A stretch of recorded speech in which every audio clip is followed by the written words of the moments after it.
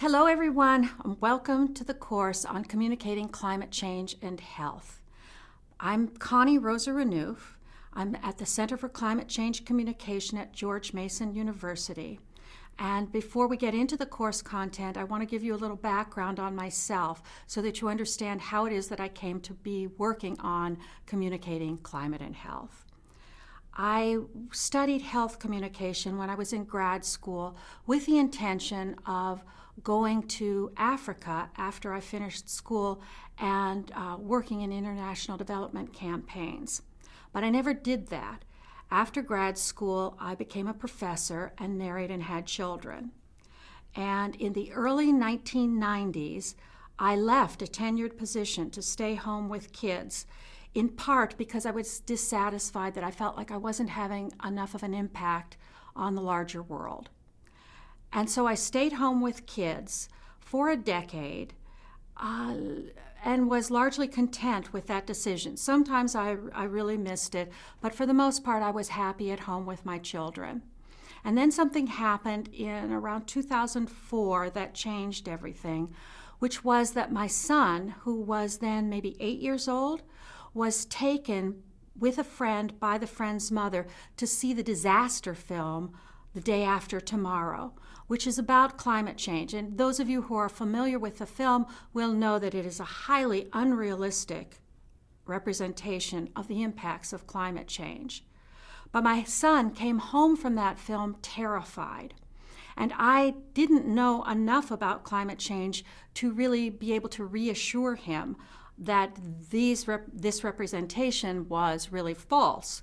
So I started looking into climate change myself, and then I became terrified for real reasons, not because of false impacts like those that were presented in the film, which made me very concerned about climate change, and I also felt quite helpless at home. What am I going to do that can make a difference?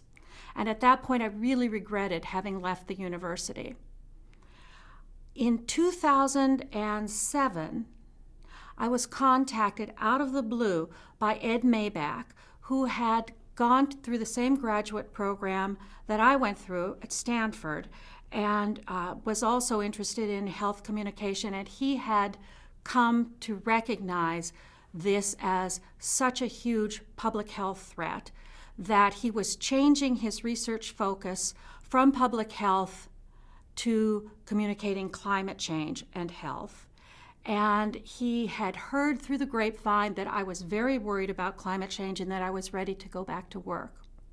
And so he and I together in 2007 created the Center for Climate Change Communication at George Mason University.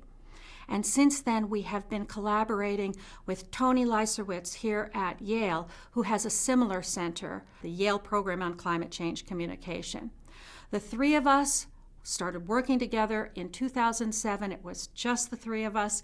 And since then, over the 11 years that have passed, the number of colleagues we have, both at our universities and across the country, has grown and grown until we're really quite a large group of people who are working on communicating this issue. I think that communicating climate change and health is a really important topic because we know enough about the science of climate change and its impacts on us that science isn't uncertain.